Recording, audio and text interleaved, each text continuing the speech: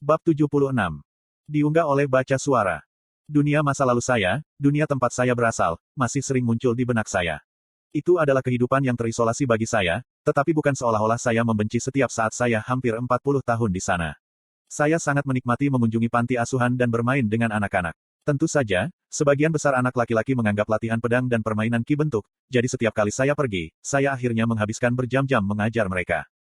Saya ingat suatu hari secara agak eksplisit, ketika seorang anak lelaki di panti asuhan, benar, Yakub adalah namanya, mengajukan pertanyaan kepada saya.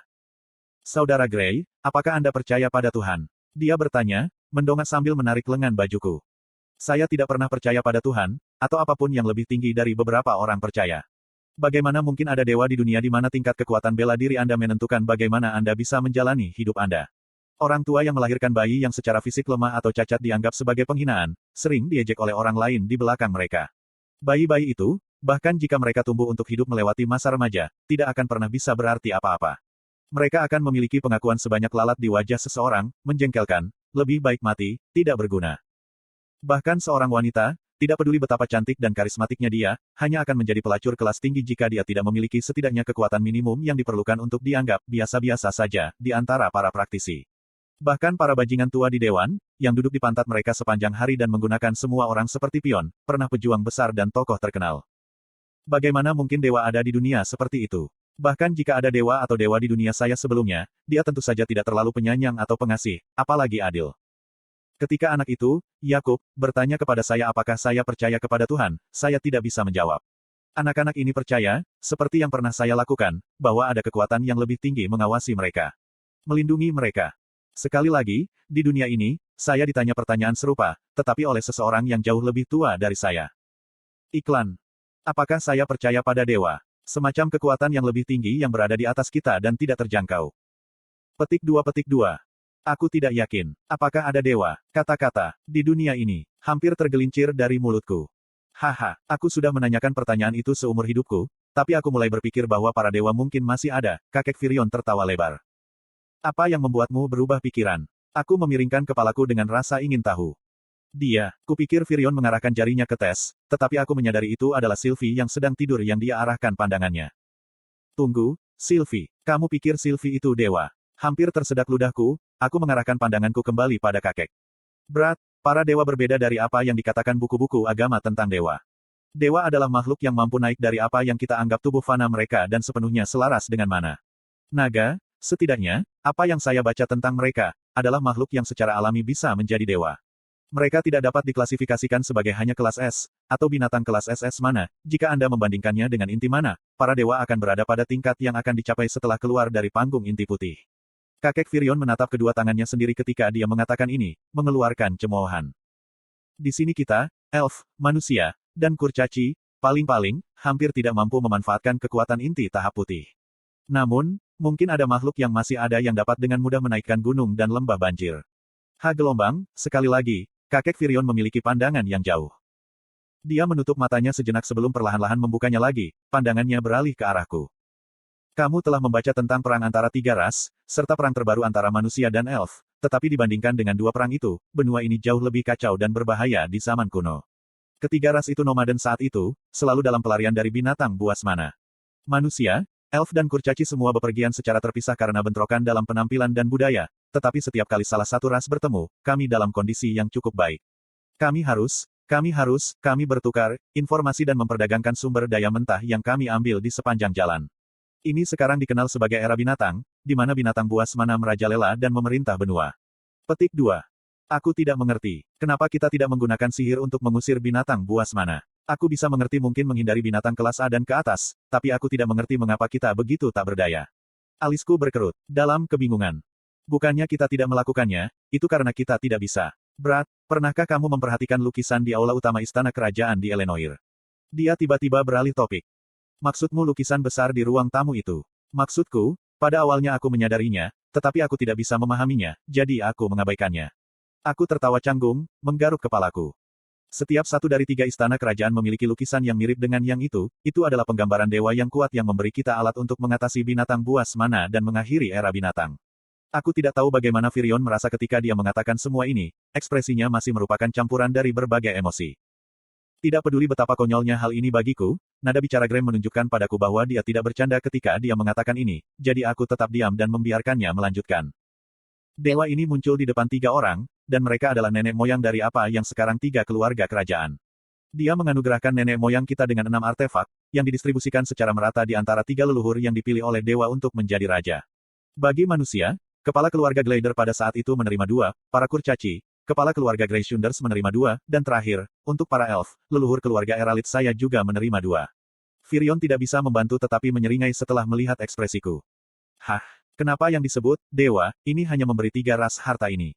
Aku tergagap tak percaya, tidak mampu menahannya. Biarkan aku mengerti, bocah, tegurnya. Ingat, ini sudah berabad-abad sebelum aku dilahirkan. Pengetahuan ini diturunkan dari raja ke raja dan dugaanku adalah bahwa informasi mungkin telah dilebih-lebihkan atau condong ke arah tertentu di sepanjang jalan, tetapi ini adalah apa yang telah diajarkan padaku. 3 raja tidak dimaksudkan untuk menggunakan 3 pasang artefak yang dianugerahkan oleh dewa sendiri, tetapi sebaliknya dimaksudkan untuk melimpahkan mereka kedua subjek terkuat mereka di bawah sumpah jiwa melalui semacam upacara ksatria. Dengan artefak yang kuat ini diberikan kepada mereka prajurit terkuat, 3 ras dimaksudkan untuk menggunakan kekuatan artefak untuk melindungi diri mereka sendiri serta mendapatkan keunggulan dalam mendominasi binatang buas mana dan monster kuno lainnya saat itu, jelasnya. Aku akan berasumsi bahwa memberi 3 ras artefak yang sangat kuat hanya memohon kekacauan dan perang, daripada perlindungan. Aku tidak begitu yakin tentang elf, tetapi jika kamu setidaknya melihat beberapa manusia, keserakahan bukanlah hal yang langka, aku terkekeh, menggelengkan kepalaku. Yah, lucu kau mengatakan itu karena itulah yang terjadi. Artefak memang memungkinkan elf, manusia, dan kurcaci bekerja bersama selama periode itu untuk lebih memperluas wilayah dominasi mereka. Banyak binatang buas mana yang terbunuh atau diusir ke apa yang sekarang dikenal sebagai Bis Glades, mengakhiri era bis. Namun, tak lama setelah itu, keserakahan berhasil menguasai 3 raja dan rakyatnya. Selain kekuatan luar biasa yang diberikan artefak kepada pemiliknya, itu memberi mereka wawasan tentang bagaimana memanfaatkan sumber energi yang membentuk dunia, yang sekarang kita sebut mana. Dengan ini, para pengguna artefak mengajarkannya kepada mereka yang mereka anggap cakap, sehingga memunculkan batch penyihir pertama. Kekuatan, konsep harmoni berkurang dan segera menyebabkan perselisihan internal karena keserakahan. Virion menatapku dengan senyum menyakitkan sebelum melanjutkan. 3 pasang artefak yang dianugerahkan memiliki atribut yang berbeda dan dibagi antara manusia, elf dan kurcaci masing-masing, memisahkan kita semua lebih jauh. Fitur berbeda dalam spesialisasi antara 3 ras yang kita miliki saat ini diduga disebabkan oleh artefak. Para kurcaci, yang beralasan bahwa karena mereka adalah makhluk yang paling dekat dengan bumi, percaya bahwa mereka seharusnya secara alami menjadi penguasa benua. Kami elf beralasan bahwa karena kita yang paling dekat dengan semua makhluk hidup, kita harus menjadi penguasa benua, sedangkan manusia, yang mampu melatih dan memanfaatkan keempat unsur utama, percaya bahwa dewa secara alami ingin menjadikan mereka penguasa di benua itu. Virion menatap balik ke arah Tes untuk memastikan dia masih tidur. Perang pertama, yang berlangsung lebih lama dari waktu mereka menggerakkan binatang buas mana ke Bis Glades, adalah apa yang menyebabkan pemisahan 3 ras serta pembentukan 3 kerajaan. Perang kedua, yang Anda lebih akrab dengan, terjadi antara manusia dan elf. Jadi, kembali ke pertanyaan dari mana Six Lens berasal, dapatkah Anda menebak? Dia diuji. Tunggu, jadi ke-6 artefak yang diberikan kepada leluhurmu oleh yang disebut dewa diberikan kepada Six Lens. Pikiran saya berpacu ketika potongan-potongan teka-teki mulai pas. Dan artefak adalah alasan mengapa mereka mampu bangkit melewati tahap inti perak dan menjadi penyihir inti putih, serta alasan mengapa mereka tidak bisa melawan dewan karena mereka terikat jiwa, seperti halnya pengguna sebelumnya yang terikat pada raja pertama. Aku berseru setelah datang ke wahyu. Semuanya diklik. Lens kemungkinan besar dipilih di antara kandidat yang dibesarkan dengan cermat oleh keluarga kerajaan dari ras mereka masing-masing, dan setelah mereka dianggap layak, mereka dianugerahi artefak bersama dengan sumpah jiwa yang mengikat hidup mereka kepada raja. Aku melanjutkan. Tepat, mereka diam-diam diangkat sebagai kandidat untuk masing-masing memegang artefak. Namun, tidak sampai penemuan benua lain bahwa 3 ras memutuskan bahwa mereka perlu bersatu. Kakek Virion memiliki pandangan jauh di wajahnya saat dia dijelaskan. Satu pertanyaan terakhir. Jadi, apakah artefak yang diberikan kepada tokoh-tokoh di masa lalu juga? Bagaimana mungkin kita belum pernah mendengarnya? Saya duduk pada titik ini, benar-benar fokus pada percakapan dan condong ke depan seolah-olah mungkin untuk menerima informasi lebih cepat dengan cara ini. Ya, tapi ini adalah pertama kalinya mereka dipublikasikan. Di masa lalu, pemegang artefak selalu melindungi raja dan keluarganya dari bayang-bayang.